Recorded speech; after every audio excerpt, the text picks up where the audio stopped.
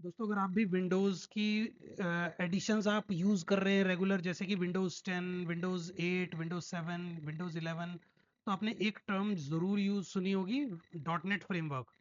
ये दोस्तों बेसिकली क्या है कि जब आप विंडोज़ इंस्टॉल करते हैं और विंडोज़ समय के साथ, टाइम के साथ अपने आप अपडेट होना शुरू हो जाती है, तो उसमें हमें डिफरेंट डिफरेंट प्रोग्राम आप इंस्टॉल करते हैं। किसी की रिक्वायरमेंट कुछ होती है, किसी की रिक्वायरमेंट कुछ होती है सॉफ्टवेयर्स में।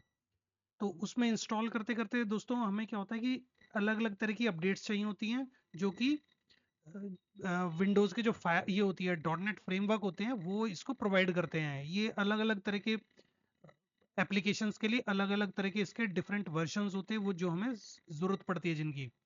तो आज हम इसी के बारे में देखते हैं। जैसे कि दोस्तों मैंने विंडोज़ ये फ्रेश इंस्टॉल किया और इसमें ये dot net framework automatically install हो गया, जैसा कि आप देख रहे हैं। इस तरह से दोस्तों ये विंडोज़ अपडेट होती रहती है और उसमें जो इसके फ्रेमवर्क्स होते हैं वो अपडेट होते रहते हैं। और समटाइम्स क्या होता है कि जब आपको नई कोई ऐप आप इंस्टॉल करते हैं, तो उसके लिए अगर कोई डिफरेंट एप्लीकेशन डिफरेंट वर्जन इसका चाहिए होता है डॉट नेट फ्रेमवर्क का, तो वो भी अपने आप ऑटोमेटिकली इंस्टॉल हो जाता है उस एप्लीकेशंस के साथ, और वो अपडेट होना शुरू हो जाता है। तो दोस्तों इसमें क्या होता है कि जब आप इसको डॉट नेट फ्रेमवर्क को इंस्टॉल करते हैं, तो सबसे फर्स्ट थिंग जो इसमें है वो है ये फ्री है, और क्लियर क्रॉस प्लेटफॉर्म कंपैटिबिलिटी है इसमें। जैसे कि आप इसको किसी भी उसमें अलग अलग प्लेटफॉर्म के लिए अलग अलग उसमें आप यूज़ कर सकते हैं। ओपन सोर्स है, डेवलपर ये प्रोग्राम है एक तरह से ओपन सोर्स, और ये बिल्डिंग मतलब इसमें आप इसमें अलग अलग तरह की एप्लीकेशंस बिल्ड कर सकते हैं। और इसमें ऐसा भी नहीं है दोस्तों कि आपको हर एप्लीकेशंस के लिए अलग अलग वर्जन इंस्टॉल करने की ज़रूरत है। दोस्तों आपको डॉट नेट फ्रेमवर्क के सभी वर्जन जो कि अवेलेबल हैं वेबसाइट पर अवेलेबल हैं, आपको सभी इंस्टॉल करने की ज़रूरत नहीं होती। लेकिन आपको केवल वही वर्जन आपको इंस्टॉल करने होते हैं जिसकी आपको रिक्वायरमेंट होती है या आपकी एप्लीकेशन को रिक्वायर होता है।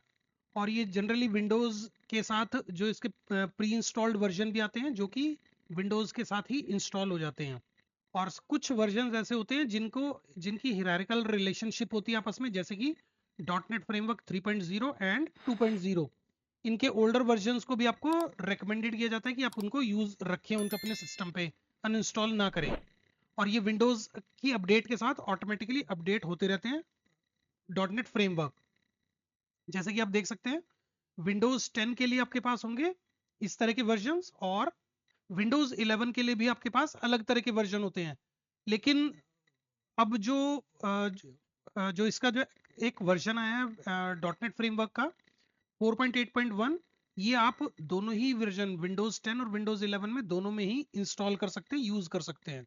और बेसिकली दोस्तों डॉट नेट फ्रेमवर्क जो होता है वो सॉफ्टवेयर डेवलपमेंट फ्रेमवर्क होता है, माइक्रोसॉफ्ट द्वारा इनॉग्रेट किया गया था जो कि, और इसको आप और इसको दोस्तों जनरली इसलिए यूज़ किया जाता है ताकि आप अपने कंप्यूटर पर जो एप्लीकेशंस और एप्स जो आप यूज़ करते हैं वो उनको परफेक्शन के साथ रन कर पाए। कॉम्प्रिहेंसिव सेट ऑफ टूल्स इसमें दिए गए हैं प्रोग्रामिंग लैंग्वेजेस के लिए, लाइब्रेरीज हैं डेवलपर्स के लिए, ताकि डेवलपर्स जो हैं इसके लिए डेस्कटॉप एप्लीकेशंस क्रिएट कर सकें, वेब एप्लीकेशंस, सर्विसेज और कंसोल एप्लीकेशंस भी क्रिएट कर सकें। और डॉट नेट फ्रेमवर्क भी दोस्तों फ्रंट एंड और इसके बैक एंड्स होते हैं। जैसे कि फ्रंट एंड में आप अगर आप देखते हैं C sharp and VB dot net जो होते हैं इसके फ्रंट एंड डेवलपमेंट किट है, और एएसपी डॉट नेट जो है इसका बैक एंड एप्लीकेशन है। तो इस तरह से आप इनमें सारी चीज़ें देख सकते हैं। विंडोज़ में डॉट नेट फ्रेमवर्क जो होता है असेंशियल टूल है, जो कि रिक्वायर होता है आपकी एप्लीकेशंस के अकॉर्डिंग अपने सिस्टम पे आप उसको इंस्टॉल करना पड़ता है या अपडेट करना पड़ता है। तो इस तरह से आप कर सकते हैं दोस्तों विंडोज़ में डॉट नेट फ्रेमवर्क आप अपनी ऐप के अकॉर्डिंग यूज़ कर सकते हैं, इंस्टॉल कर सकते हैं। ऑटोमेटिकली इंस्टॉल हो जाते हैं जिस ऐप को रिक्वायर्ड होते हैं डॉट नेट फ्रेमवर्क, वो ऑटोमेटिकली उसका लिंक ट्रिगर कर देता है और उसकी डाउनलोडिंग शुरू हो जाती है। आपको इंस्टॉल सेपरेटली आपको इंस्टॉल नहीं करना पड़ता, जैसे कि एम एस एसक्यूएल सर्वर जो होता है उसमें आपको इसको रिक्वायरमेंट होती है, वीबी डॉट नेट आप यूज़ करते हैं, उसमें इसके फ्रेमवर्क्स वगैरह जो होते हैं वो यूज़ होते हैं और वो उसी टाइम इंस्टॉल भी हो जाते हैं। तो ये इस तरह से आप सारा डॉट नेट फ्रेमवर्क यूज़ कर सकते हैं और मैनेज कर सकते हैं। तो दोस्तों आज की वीडियो में इतना ही रखते हैं। वीडियो अच्छी लगे तो शेयर कमेंट एंड लाइक करना।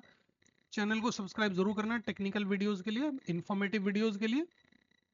तो चलिए मिलते हैं अगली वीडियो में, बाय।